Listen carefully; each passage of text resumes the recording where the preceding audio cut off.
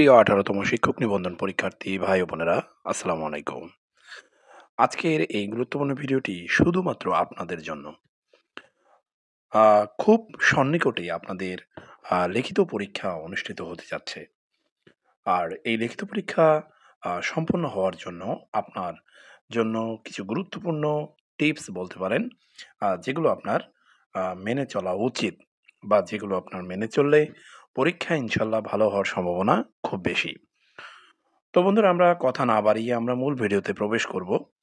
আর ভিডিওটিতে প্রবেশ করার আগে আপনার পরবর্তী যে কার্যক্রম অর্থাৎ ভাইভা হতে শুরু করে এমপিও ভুক্তি পর্যন্ত গুরুত্বপূর্ণ সকল টিপসের জন্য অবশ্যই ট্রাইগনিক সায়েন্সকে সাবস্ক্রাইব করে রাখবেন।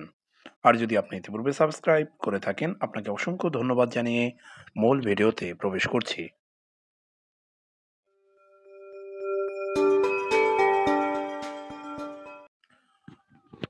তো বন্ধুরা, আমরা প্রথমেই দেখতে পাচ্ছি বলা আছে এখানে পরীক্ষার তারিখ দিয়ে দেওয়ার পর পরীক্ষা শুরুর ১ সপ্তাহ আগ পর্যন্ত কোনো ধরনের টেস্ট না দেওয়াই ভালো। এতে আপনার দুশ্চিন্তা বাড়বে, আত্মবিশ্বাসও কমতে পারে। এছাড়া সময়ও নষ্ট হবে। অর্থাৎ আপনার প্রস্তুতি যেমনই হোক না কেন, পরীক্ষা শুরুর ১ সপ্তাহ বা তার ২-১ দিন বেশি কম হতে পারে। এই সময় আপনার কোনো ধরনের নিজেকে যাচাই করার প্রয়োজন নেই। এই সময় আপনার সম্পূর্ণ ফোকাসটা আপনার পড়াশোনার প্রতি এবং রিভিশনের প্রতি থাকা বেটার। ২ নম্বরে যে বিষয়টি থাকছে, পড়তে গেলে যে জিনিসগুলো মনে থাকছে না সেগুলো বাদ দিন। কারণ বেশি চাপ পড়লে পারা জিনিসগুলোই ভুলে যেতে পারেন। অর্থাৎ এক্ষেত্রে বিষয়টা হচ্ছে এরকমের, আ আপনার যে বিষয়টা আপনি আয়ত্তে নিয়েছেন, অনেক ক্ষেত্রে দেখা গিয়েছে যে রিভিশনের সময় এই বিষয়টা খুব কঠিন মনে হচ্ছে বা আপনি বারবার চেষ্টার পরও আপনি আয়ত্তে নিতে পারছেন না। সেক্ষেত্রে আপনি ওই প্রশ্নটাকে ছেড়ে দিন। কারণ আপনার ১০০ তে ১০০ পাওয়ার দরকার নেই। আপনার মোটামুটি একটা ভালো মার্কস থাকলে ইনশাল্লাহ আপনি উম নিশ্চিত উত্তীর্ণ হতে পারবেন। ৩ নম্বরে যে বিষয়টি থাকছে, ওএমআর শিটের প্রতিটি তথ্য খেয়াল রাখবেন। কোনো তথ্য যাতে ভুল না হয়, অবশ্যই সেদিকে আপনার নজর রাখা প্রয়োজন। কারণ আপনি কষ্ট করে পরীক্ষা দিলেন, কিন্তু ওএমআর শিটই ভুল হয়ে গেল। তাহলে আপনার আ শ্রমটাকে পণ্ড শ্রমই বলা যায়। তাই অবশ্যই ওএমআর শিটের যে পয়েন্টগুলো রয়েছে, সেই পয়েন্টগুলো খুব সুন্দরভাবে আপনি ফিল আপ করবেন। খুব শীঘ্রই ট্রাইগনিক সায়েন্স এই সম্পর্কিত একটি ভিডিও আপলোড করবে। ৪ নম্বরে যে বিষয়টি রয়েছে, যেহেতু লিখিত পরীক্ষায় সবচাইতে বেশি নম্বর পাওয়া যায়, তাই লিখিত পরীক্ষায় প্রস্তুতির জন্য সংশ্লিষ্ট সিলেবাস ভালোভাবে দেখে নিতে হবে। আপনাদেরকে অবশ্যই লিখিত পরীক্ষার একটি সিলেবাস দেওয়া হয়েছে।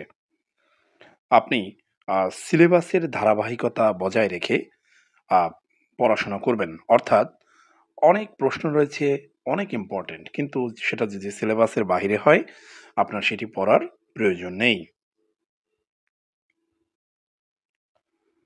৫ নম্বরে বলা রয়েছে, বিগত ১০ বছরের পরীক্ষার প্রশ্ন মিলিয়ে গুরুত্বপূর্ণ প্রশ্নগুলো নোট করে বা দাগিয়ে পড়লে প্রস্তুতির ক্ষেত্রে সহজ হবে।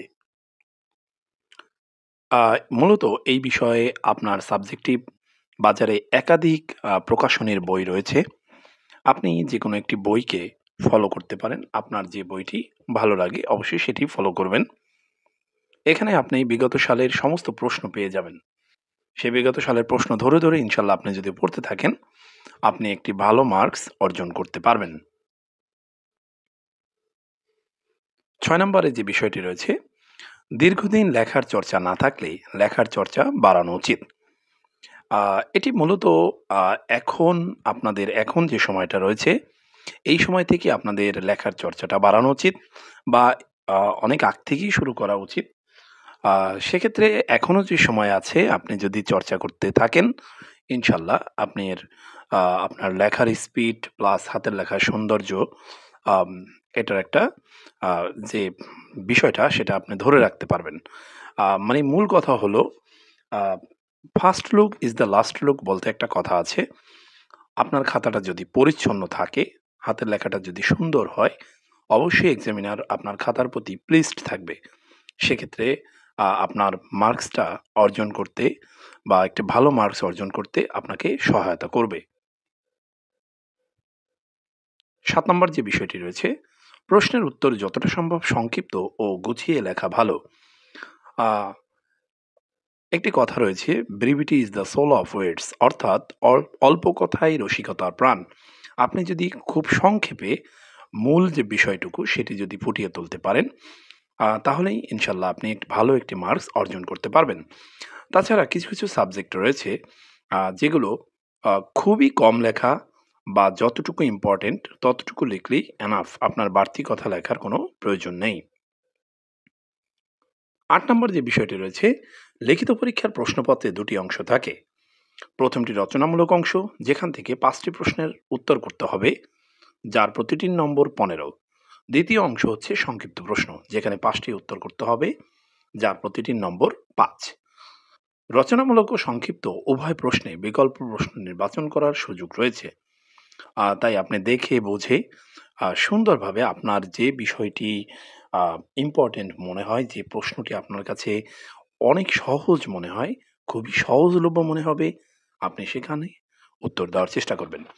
আরেকটি বিষয়, আপনি অবশ্যই উত্তরগুলো ধারাবাহিকভাবে দেওয়ার চেষ্টা করবেন। এলোমেলো যতটা সম্ভব না করাই বেটার। তারপরেও একান্ত যদি আপনি ২-১ টি প্রশ্ন না পারেন, সেক্ষেত্রে আপনার অবশ্যই বিকল্প পথ বেছে নিতে হবে।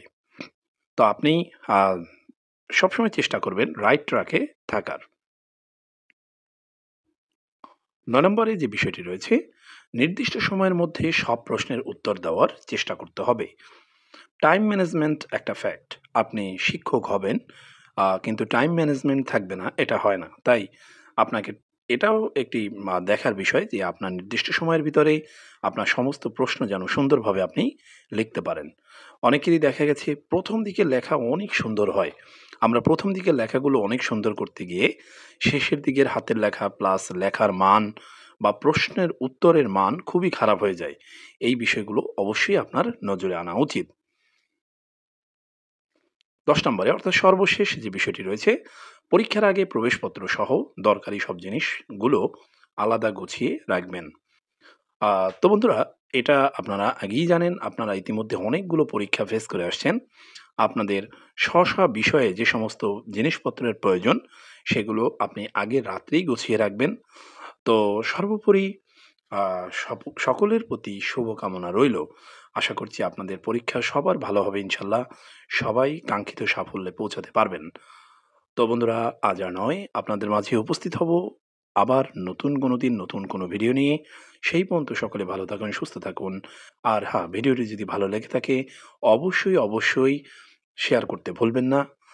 সেই সাথে আপনার গুরুত্বপূর্ণ মতামত কমেন্ট সেকশনে জানিয়ে দেন। তো বন্ধুরা, সকলের জন্য শুভকামনা জানিয়ে আজকের মতো এখানেই বিদায় নিচ্ছি। আসসালামু আলাইকুম।